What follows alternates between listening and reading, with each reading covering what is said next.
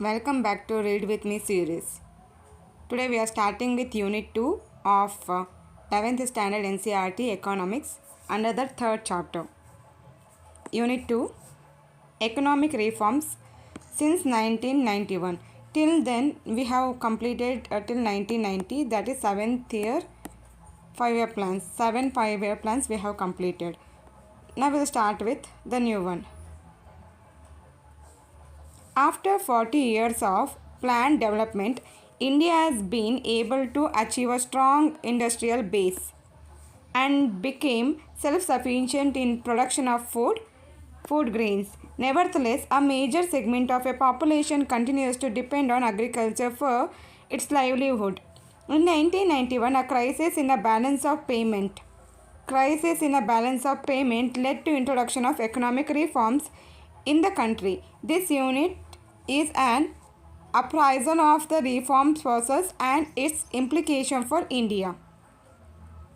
Chapter 3 Liberalization, Privatization and Globalization, and Appraisal. After studying this chapter, the learners will understand the background of the reform policies introduced in India in 1991, understand the mechanism through which reform policies were introduced, comprehend the process of globalization and its implication for India, be aware of impact of reform process in various sectors. There is a consensus in the world today that economic development is not all and that GDP is not necessarily a measure of progress of a society. K.R. Narayanan. Introduction. You have studied in the previous chapter that since independence, India followed mixed economy framework by combining the advantage of market economic system with those of a planned economic system. Some scholars argue that over the years, these policies resulted in the establishment of variety of rules and laws which were aimed at controlling and regulating the economy and instead ended up hampering the process of growth and development. Others state that India, which started its developmental path from near stagnation, has since been able to achieve growth in savings, developed a diversified industrial sector which produces a variety of goods and has experienced sustained expansion of agricultural output which has ensured food security. In 1991, India met with an economic crisis relating to its external debt. The government was not able to make repayments on its borrowings from abroad. Foreign exchange reserves, which we generally maintain to import petrol and other important items, dropped to levels that were not sufficient for even fortnight. The crisis was further compounded by rising prices of essential goods. All these led the government to introduce new set of policy measures which changed the direction of our developmental strategies. In this chapter, we will look at the background of these crisis measures that the government has adopted and their impact on various sectors of economy. Background. The origin of a financial crisis can be traced from the inefficient management of Indian economy in 1980s.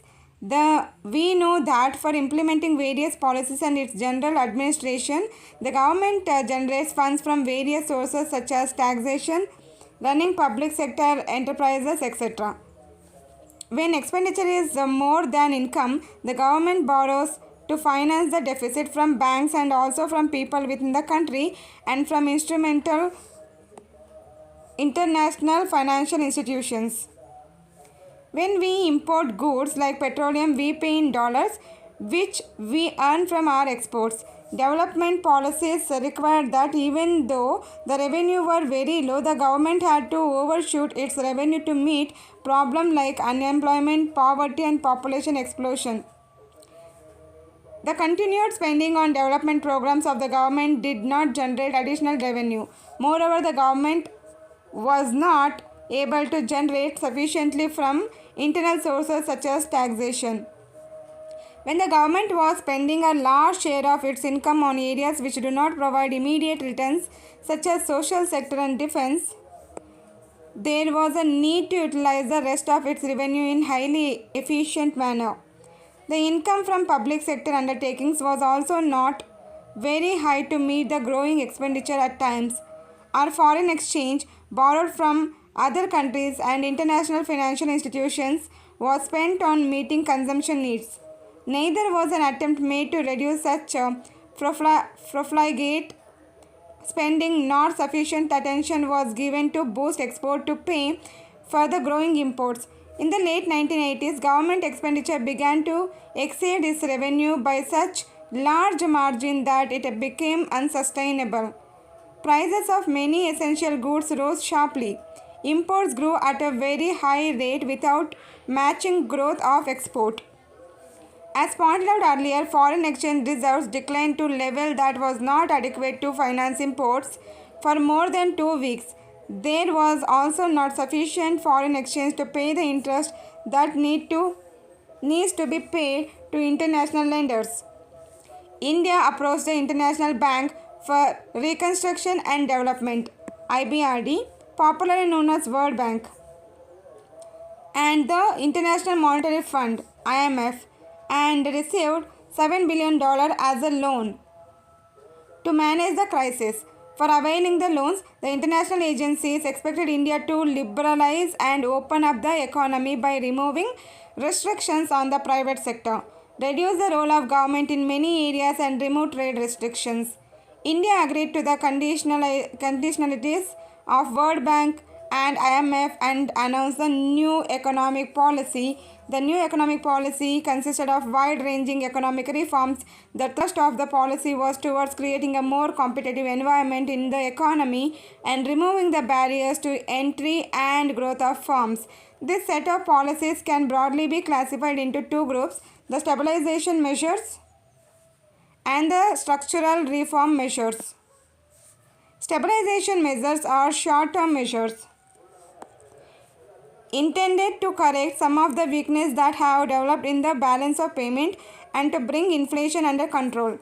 In simple words, this means that there was a need to maintain sufficient foreign exchange reserves and keep the rising prices under control. On the other hand, structural reform policies are long-term measures aimed at improving the efficiency of economy and increasing its international competitiveness by removing the rigidities in various segments of Indian economy. The government initiated a variety of policies which fall under three hands: liberalization, privatization, and globalization (LPG). The first two are policy strategies, and the last one is outcome of these strategies. Liberalization.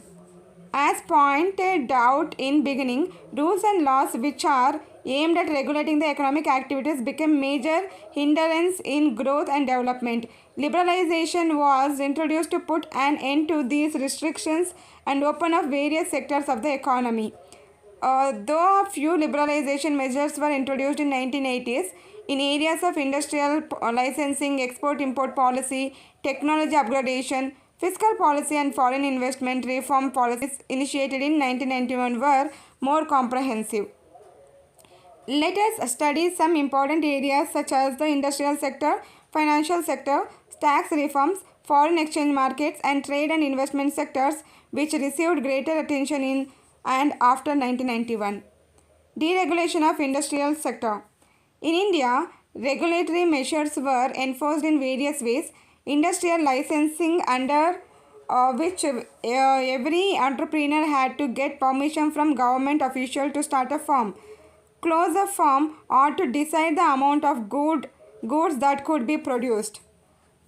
Private sector was not allowed in many industries. Some goods could be produced only in small scale industries, and control on price fixation and distribution of selected industrial products. The reform policies introduced in and after 1991 removed many of these restrictions. Industrial licensing was abolished for almost all but product categories: alcohol, cigarette, hazardous chemicals, industrial explosives, electronics, aerospace, and drug and pharmaceuticals. The only industries which are now reserved for public sector are defense equipments, atomic energy generation, railway transport. Many goods produced by small-scale industries have now been de-reserved. In many industries, the market has been allowed to determine the prices. Financial sector reforms. Financial sector includes financial institutions such as commercial banks, investment banks, stock exchanges, operations and foreign exchange markets. The financial sector in India is controlled by the Reserve Bank of India. You may be aware that all the banks, other financial institutions in India are controlled through various norms and regulations of RBI. The RBI decides the amount of money that the banks can keep with themselves, fixes interest rate, nature of lending to various sectors, etc. One of the major aims of financial sector reforms is to reduce the role of RBI from regulator to facilitator of financial sector.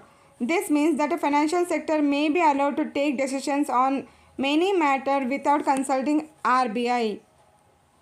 The reform policies led to the establishment of private sector banks.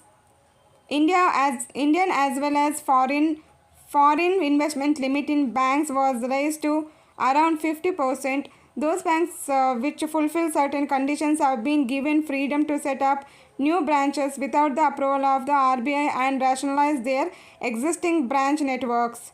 Though banks have been given permission to generate resources from India and abroad, certain aspects have been retained with RBI to safeguard the interest of the account holders and the nation. Foreign institutional investors such as merchant bankers, mutual funds and pension funds are now allowed to invest in Indian financial market. Tax reforms. Tax reforms are concerned with the reforms in government's taxation and public expenditure policies, which are collectively known as fiscal policies. There are two types of taxes, direct and indirect. Direct taxes consist of a taxes on income of individuals as well as profit of a business enterprises.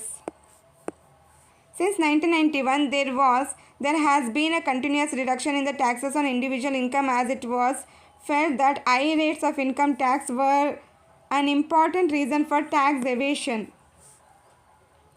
It is now widely accepted that moderate rates of income tax encourages savings and voluntary disclosure of income.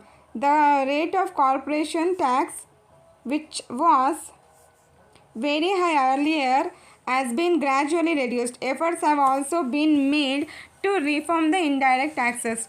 Taxes levied on commodities in order to facilitate the establishment of a common national market for goods and commodities. Another component of reform in this area is simplification. In order to encourage better compliance on the parts of the taxpayers, many procedures have been simplified and their rates also substantially lowered. Foreign exchange reforms. The first important reform in the external sector was made in the foreign exchange market. In 1991, as an immediate measure to resolve the balance of payment crisis, the rupees was devalued against foreign currencies.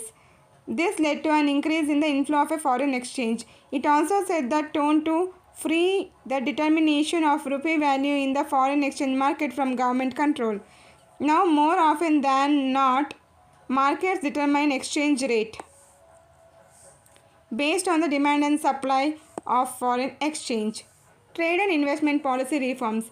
Liberalization of trade and investment regime was initiated to increase international competitiveness of industrial production and also foreign investments and technology into the economy. The aim was also to promote the efficiency of the local industries and the adaptation of modern technologies. In order to protect domestic industries, India was following a regime of quantitative restrictions on imports. This was encouraged through tight control over import and by keeping a tariff very high.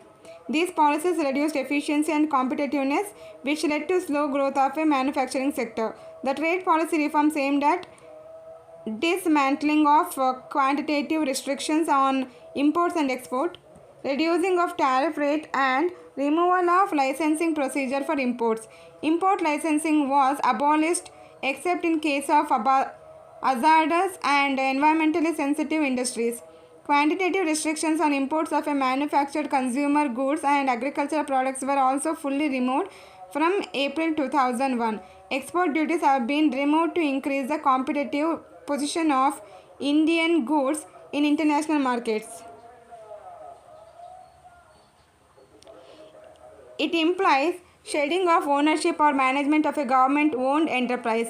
Government companies can be converted into private companies in two ways: by withdrawal of a government from the ownership and management of public sector companies, and or by outright sale of a public sector companies. Privatization of a public sector undertakings by selling of part of a equity of PSUs to public is known as disinvestment.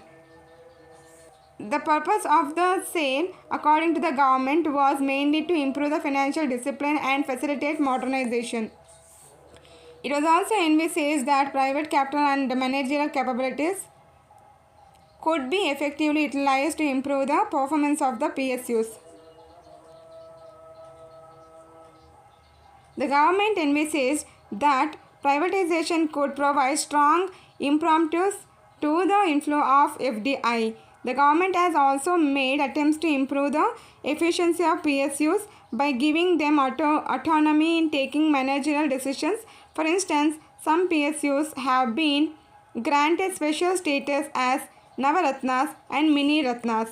So we'll see in the table that one. Okay. Globalization. Globalization is outcome of the policies of liberalization and privatization. Although globalization is generally understood to mean integration of economy of the country with the world economy, it is a complex phenomenon. It is an outcome of a set of various policies that are aimed at transforming the world towards greater interdependence and integration.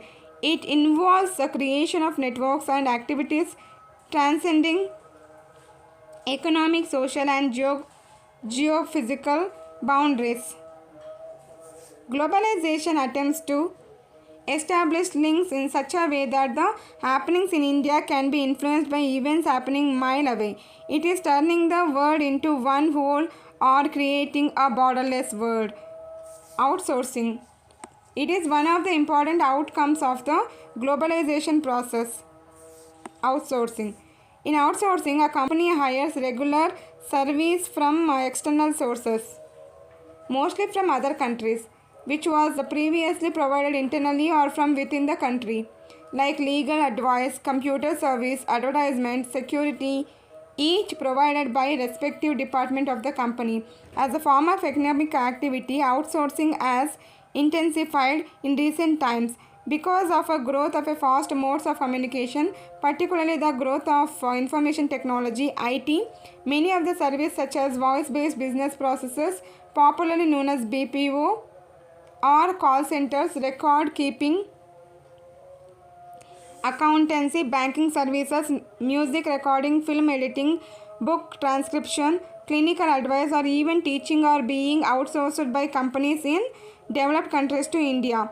With the help of modern telecommunication links, including internet, the text, voice, and visual data in respect of these services is digitized and transmitted in real time over continents and national boundaries. Most multinational corporations and even small companies are outsourcing their services to India, where they can be availed at a cheaper cost with reasonable degree of skill and accuracy. The low wage rates and availability of skilled manpower in India have made it a destination for global outsourcing in post-reform period. The World Trade Organization. The World Trade Organization was founded in 1995 as a successor organization to the General Agreement on Trade and Tariff. GATT was established in 1948 with 23 countries as the global trade organization to administer all multilateral trade agreements by providing equal opportunity to all countries in the international market for trading purposes. WTO is expected to establish a rule-based trading regime in which nations cannot place arbitrary restrictions on trade. In addition, its purpose is also to enlarge production and trade of services, to ensure optimum utilization of world resources, and to protect the environment. The WTO agreements cover trade in goods as well as services to facilitate international trade, bilateral and multilateral, through removal of tariff as well as non-tariff barriers, and providing greater market access to all member countries. As an important member of WTO, India has been in the forefront of framing fair global rules, regulations and safeguards, and advocating the interest of the developing world. India has kept its commitments towards liberalization of trade made in the WTO by removing quantitative restrictions on imports and reducing tariff rates.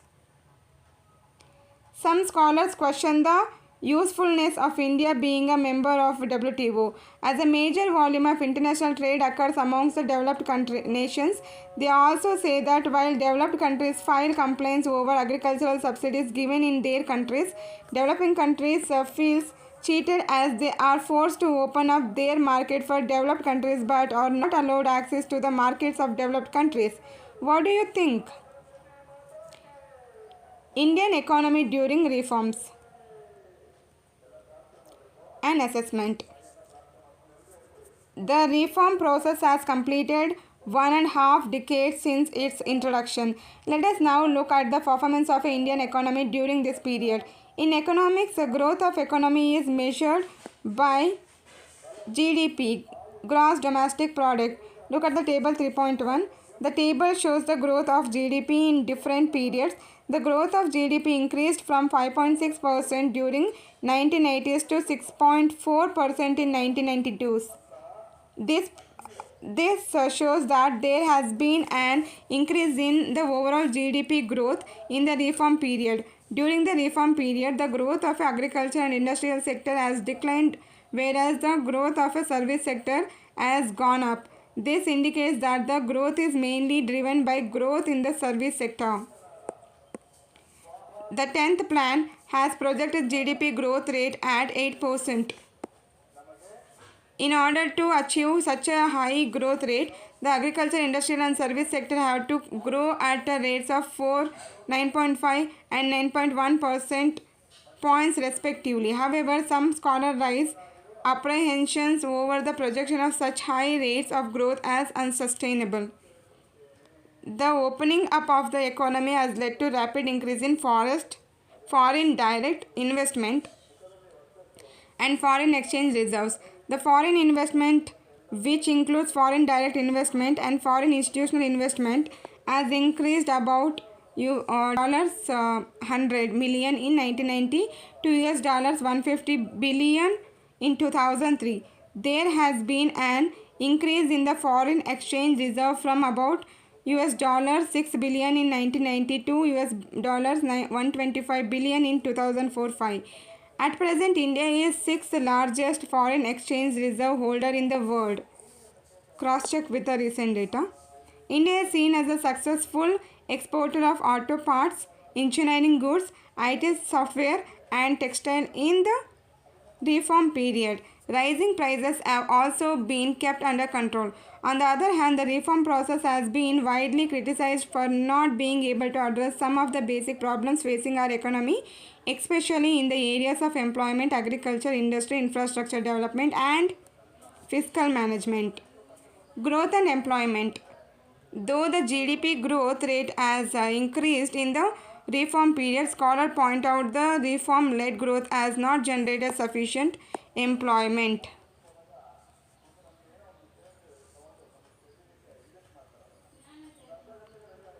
Employment opportunities in the country. You will study the link between different aspects of employment and growth in the next unit.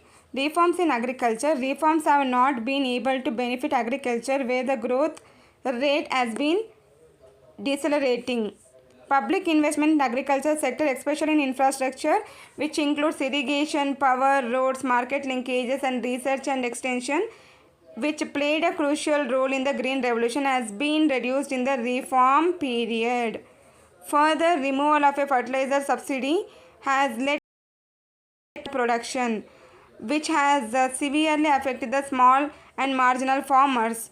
Moreover, the commencement of WTO, this sector has been experiencing a number of policy changes such as reduction in import duties on agricultural products, removal of minimum support price, and lifting of quantitative restrictions on the agricultural products. These have adversely affected India's farmers as they now have to face increased international competition. Moreover, because of export oriented policy strategies in agriculture, there has been a shift from production for the domestic market towards production for the export market, focusing on cash crops in lieu of production of food grains. This put pressure on prices of food grains. Reforms in industries. Industrial growth has been recorded as slowdown. This is because of decreasing demand of industrial products due to various reasons such as cheaper imports, inadequate investment in infrastructure, etc. In a globalized world, developing countries are compelled to open up their economies to greater flow of goods and capital from developed countries and rendering their industries vulnerable to imported goods. Cheaper imports have thus replaced the demand for domestic goods. Domestic manufacturers are facing competition from imports. The infrastructure facilities, including power supply, have remained inadequate due to lack of investment.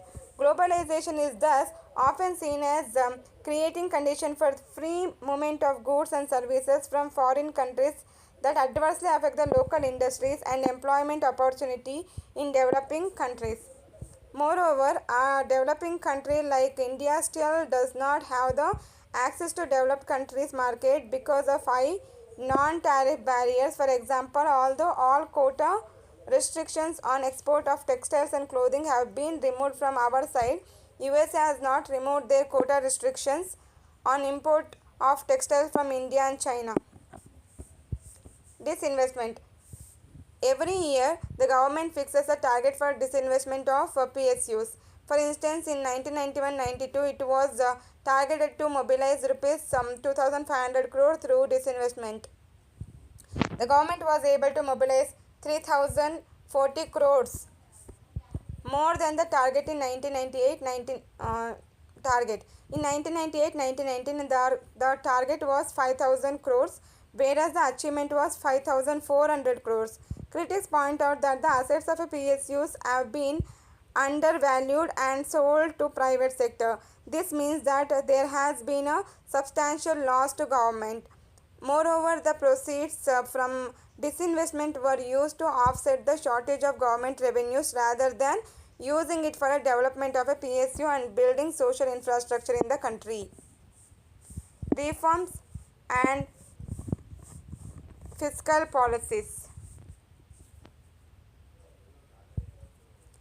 Economic reforms have placed limits on the growth of a public expenditure, especially in social sector.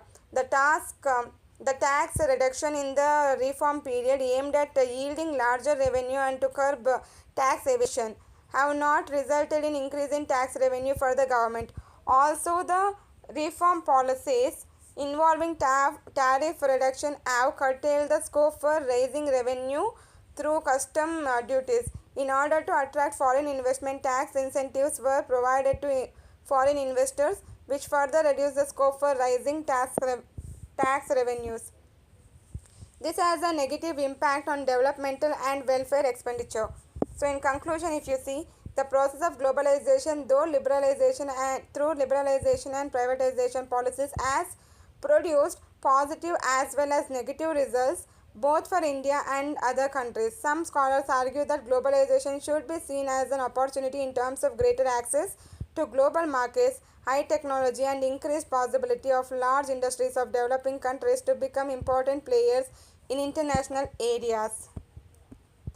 On the contrary, the critics argue that globalization is a strategy of developed countries to expand their market in other countries. According to them, it has compromised the welfare and identity of people belonging to poor countries. It has further been pointed out that market driven globalization has widened economic disparities among nations and people. Viewed from the Indian context, some studies have stated that the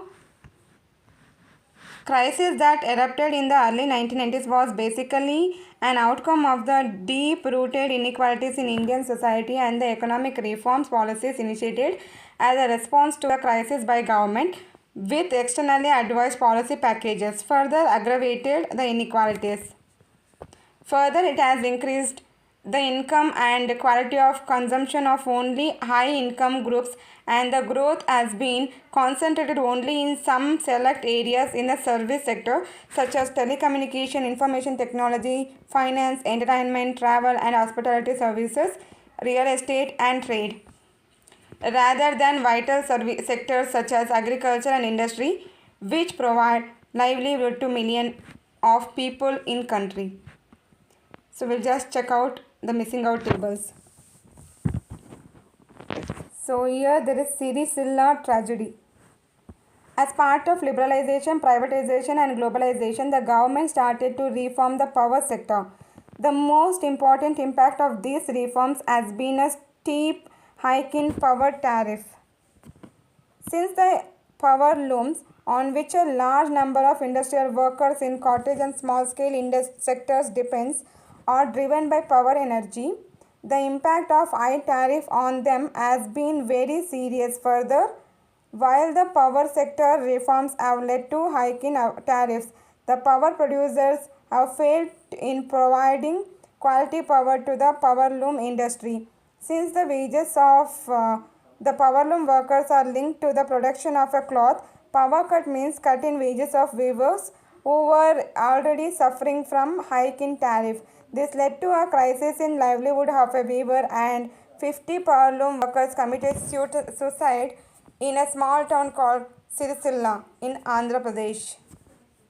Do you think the power tariff should not be raised? What would be your suggestion to improve the profitability of electricity producing companies? So this is one Siricilla topic. Then we see other box if anything we have missed out. Oh, this is workout. We will not see that. Even this one, working out. So we can see global footprint. Owing to globalization, you might find many Indian companies expanding their wings to many other countries. In 2000, Tata Tea surprised the world by acquiring UK-based Tetley, the inventor of tea bag, for rupees 1,870 crore. In the year 2004, Tata Steel bought the Singapore-based Nat Steel for rupees 1,245 crore, and Tata Motors completed the buyout of Dio's heavy commercial vehicle unit in South Korea for rupees 448 crore. Now, VSNL is acquiring Tyco's undersea cable network for rupees 572 crore, which will control over 6,000 km undersea cable network across 3 continents. The Tata also plan to invest rupees 8,800 crore in fertilizer, steel and power plants in Bangladesh. So, global footprint. Apart from this, we have one last, that is Navaratnas and public sector, public enterprise policies.